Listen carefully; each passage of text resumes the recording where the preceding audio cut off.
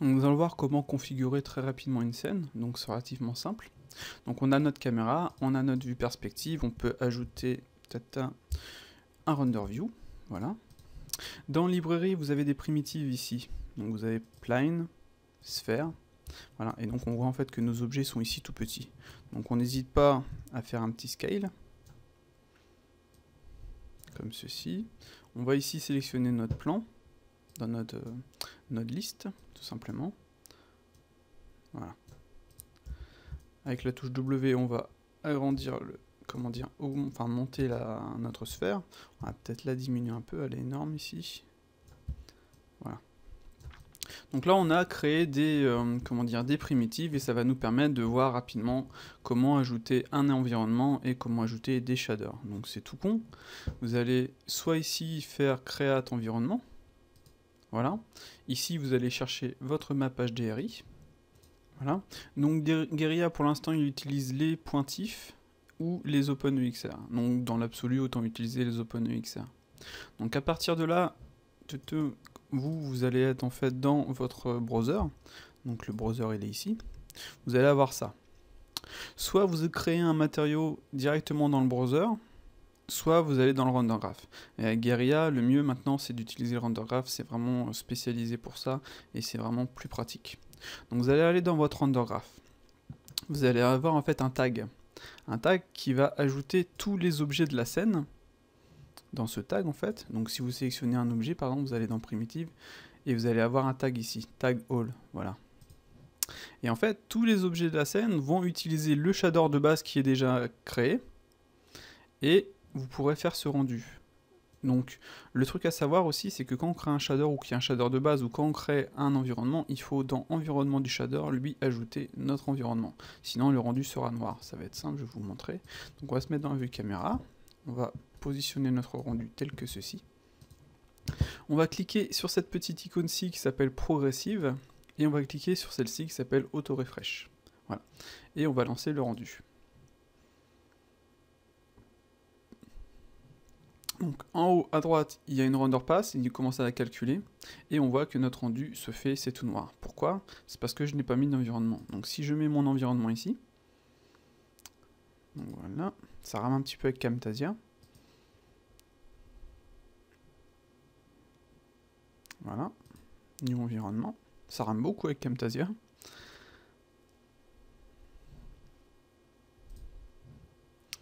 Et là on va voir qu'il me recalcule mon environnement. Voilà. Donc j'ai bien mon HDRI ici, que je peux modifier, donc avec son intensité on va mettre à 0,2 par exemple. Voilà. Ou à 1. Comme ceci. Et donc là en fait, le tag all prend tous les objets. Ensuite ça va être ce matériau sur tous ces objets. Et en fait il va être tracé, lighté, mis dans le layer et sorti en image. Voilà, tout simplement quoi. Donc à chaque modification que vous allez faire, en fait, comme on a coché, vous voyez, le auto-refresh, par exemple, si je change ma diffuse, comme ceci, clac, vous voyez, ça va être mis automatiquement à jour.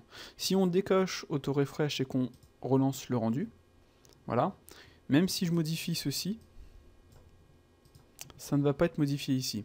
Si je veux vraiment que ce soit modifié, il faut que je coche auto-refresh et que je relance le rendu, tout simplement. Si vous voulez faire une image finale, vous allez par exemple décocher ceux deux-là. On va arrêter le rendu ici et on va le relancer. Donc là, il va me le recalculer. Render pass, vous voyez. Pour un truc aussi simple, c'est relativement rapide.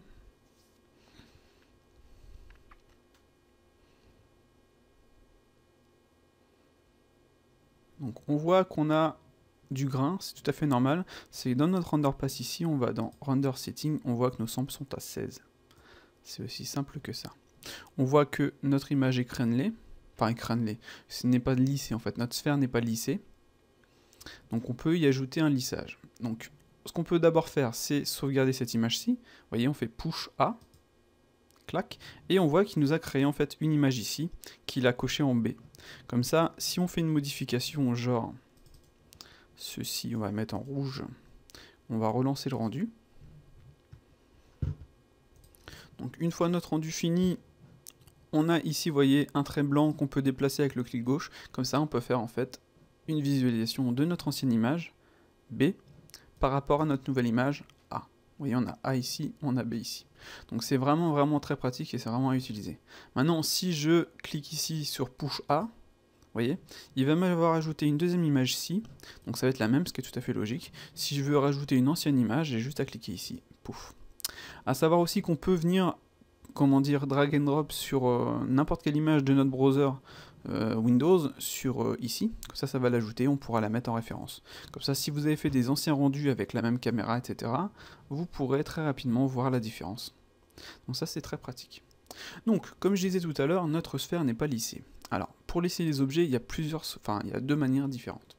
Soit vous sélectionnez votre objet, sphère, vous avez ici des options de lissage, smooth, comme ceci, et ici des options de retracing, et là on va mettre une subdivision à 2. Voilà. Si on fait Shift et clic droit, histoire de gagner du temps, on va faire un rendu région. Donc si on clique, comme ceci, il va nous calculer l'image, et on voit que notre sphère, d'un coup, pouf, est devenue, vous voyez, plus lisse. Donc elle a une subdivision de 2. D'accord? Donc ça, c'est soit vous le faites, si vous avez peu d'objets, etc., vous le faites directement sur l'objet, soit ce que vous pouvez faire, on va annuler ceci, comme ceci, vous pouvez, dans le render graph, ajouter un attribut, clac, control space, en fait, on va faire ça, ça va ajouter le node picker, et là on va taper attribute, voilà, comme ceci, et on va le faire glisser ici. Voilà. Alors l'attribut, c'est exactement la même chose qu'on a sur la sphère, par exemple. Ça va nous ajouter en fait le smooth, ray tracing, etc. Sauf que là, cet attribut-ci va overrider tous les objets de la scène. Donc j'ai ici, j'ai le smooth, j'ai le ray tracing que je mets à 2. Et là, si je fais mon rendu, j'ai bien ma subdivision. Alors, quel est l'intérêt de mettre un attribut par rapport à, comment dire, au fait de le faire sur la sphère? C'est que, imaginez, vous ayez 2000 objets. Vous n'allez pas vous amuser à sélectionner chaque objet, etc. C'est relativement embêtant. Un truc que vous pouvez faire sur Guerilla aussi, qui est vraiment pratique, c'est pouvoir sélectionner plusieurs objets et modifier tous les attributs des objets en même temps. D'accord? Ça, c'est vraiment pratique et c'est à utiliser en fonction de ce que vous avez besoin.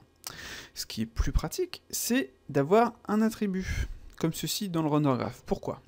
Alors, c'est très simple. Si vous avez par exemple un groupe d'objets, genre 40 objets par-ci, 40 objets par-là, mais vous voulez avoir un attribut différent.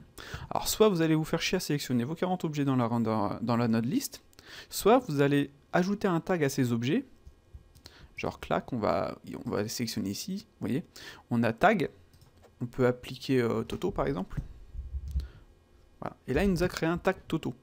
Donc il y a tous les objets bien entendu, donc là ça compte pas forcément, mais quand vous allez faire CTRL SPACE ici, vous allez cliquer sur Tag, et vous allez avoir ici Tag Toto. Donc dans Tag Toto, vous aurez tous les objets que vous avez mis dans ce tag. Et ce que vous pourrez faire, c'est simplement créer un autre attribut, on va faire un CTRL C, CTRL V, avec des valeurs différentes, clac, comme ceci, voilà. Et tous les objets qui seront dans Toto auront les valeurs de cet attribut-ci. Tous les objets qui seront dans, on va dire, Tata, n'importe quoi, on s'en fout, auront des valeurs d'attributs différentes. Donc c'est vraiment le truc vraiment pratique sur le render graph, c'est qu'on peut modifier notre scène, comment dire, directement avec des nodes. Comme ça, plus tard, si vous avez comment dire, une autre scène avec les mêmes noms d'objets, etc. Genre vous avez un plan A pour un film avec un plan B, bah vous avez simplement à récupérer le render graph, à mettre vos objets dans des tags et vous aurez tout de refait correctement. Donc même principe pour les shaders, donc on va supprimer ceci et cela. Si vous avez quelques objets, vous pouvez en fait les sélectionner dans le node list et les balancer ici. Comme ça on a notre sphère et notre plan, d'accord? Le tag all, on n'en a plus besoin. Si on met notre sphère ici, si on fait un rendu, vous voyez, notre plan disparaît. Si on clique ici, on va avoir la transparence en fait. Donc ça va être noir, soit transparent, soit gris. Voilà. Alors pourquoi notre sol n'apparaît pas? C'est simplement parce que notre sol n'est plus connecté à notre trace lighting layer. Voilà. Donc notre sol est ici, Il l'était précédemment parce qu'il était avec le tag all, et donc le tag all, comme je disais, c'était tous les objets. Notre sol n'y est pas, donc ça ne fonctionne plus, il n'apparaît plus. Donc d'un sens, c'est très pratique si vous voulez bosser sur un objet en particulier. Comme ça, vous avez juste à le connecter, et vous pouvez bosser son shader directement. Si vous voulez coller vos différents objets ensemble, il suffit simplement de venir faire ceci, pouf, de relancer un rendu, et paf, votre objet est revenu en fait dans la hiérarchie et sera rendu. Voilà, tout simplement. Si vous sélectionnez par exemple vos objets dans la node list, vous allez voir en fait le chemin et vous allez avoir votre objet bien sélectionné, vous allez pouvoir le voir très rapidement. Ok, donc imaginons, ceci, ça va être comme ceci, je veux un shader différent de mon sol avec ma sphère. Bah, je fais CTRL-C, CTRL-V, voilà. Je vais faire ceci. Donc là, ça va être un nouveau shader. Je peux le renommer ici dans Node. Donc là, ça va être shader plan. Voilà.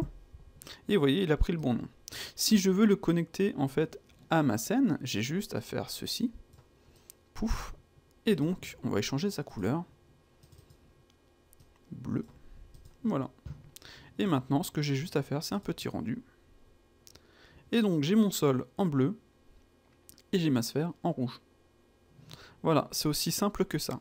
Donc comme je l'ai dit précédemment, si je veux un attribut différent sur mon sol et ma sphère, je viens par exemple avec la touche CTRL faire ceci, je le déplace, je ne veux que ma sphère lissée, donc ben, j'ai juste à mettre l'attribut sur ma sphère, et comme ça je suis sûr et certain de n'avoir que ma sphère lissée.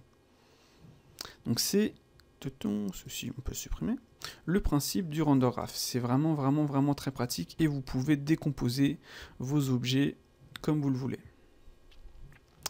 Donc on va s'arrêter là pour cette partie-ci. Donc on a vu l'interface, on a vu comment ajouter un environnement, comment ajouter des shaders, etc. etc. C'est déjà bien.